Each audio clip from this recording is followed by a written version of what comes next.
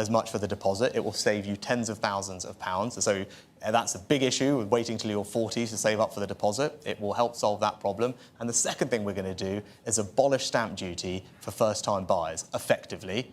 Right, there'll be a cap, but most people will be covered by it. And then again, that's going to save you thousands of pounds, and it's going to get you on the housing ladder far quicker. Because the challenge that I see when I talk to everyone of your age is, actually, they could probably afford the mortgage. Right? The challenge, I can see you nodding, right? The challenge is, how long will it take me to save up the deposit? And the combination of a new Help to Buy and actually abolishing stamp duty means that you'll be able to get on the housing ladder far quicker. So it's two very specific things, so you can own your own home. And again, I'll point this out, because all elections are a choice, the Labour Party have said no to both of those things. Right, so you're only going to get those things if I'm your Prime Minister. Talking of homeowners, is Linda here? Question about mortgages, I think. Yes. Good evening, Mr. Sunak. Hi, Linda. How do you feel about the very many people with mortgages struggling to pay bills or who have lost their homes because of the hike in the interest rates? Yeah. Linda, look, we talked about it right at the beginning of this interview. That was my #1 priority when I got this job. Interest rates at a very high level. And why were they at high level? Because inflation was at 11%. I haven't experienced anything like that in this country for decades. That's why I made it my #1 priority to bring inflation down, because that's what will then allow interest rates to come down. And as you've seen, inflation just got back to target just last week.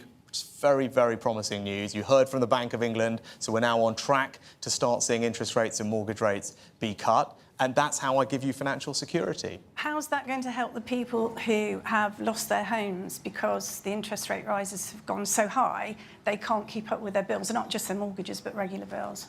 Well, all of this is about giving you financial security, which is why I want to keep cutting people's taxes so they have more money in their pockets at the end of every month. Now that we've got the economy in a better place, we started that at the end of last year. So this year, everyone in work is getting a tax cut. That's worth about £900 on average, so that will really help people with their bills, as well as inflation coming down. And if I'm re-elected, we're going to go further, and we're going to keep cutting your taxes at every stage in your life. So if you're in work, you'll keep getting more tax cuts. If you're self-employed, we're going to abolish national insurance, self-employed people. So all of that is going to put more money in everyone's bank account, give you financial security. But crucially, again, this is a choice, right? This election is a choice. We can build on the progress we've made, keep cutting taxes, or as I've been pointing out, if Keir Starmer's your Prime Minister, all of you are going to face higher taxes. That is not going to help anyone with any of the bills, Linda, that you're talking about if the Labour Party is taking more tax out of your bank account every month. With respect, could I just say, it's not just the bills for regular living, for your regular everyday living. It's keeping a roof above your head. In the first quarter of this year, upwards of 97,000 people were in arrears with their mortgage. That's getting on for 100,000 people who could potentially be on the streets. So to help people with mortgages, if you go and talk to your bank, what we put in place is a mortgage charter that covers the industry. So if you talk to your bank, what we've organised is for you to be able to get a holiday on your mortgage, move to an interest-only mortgage, stretch out the term.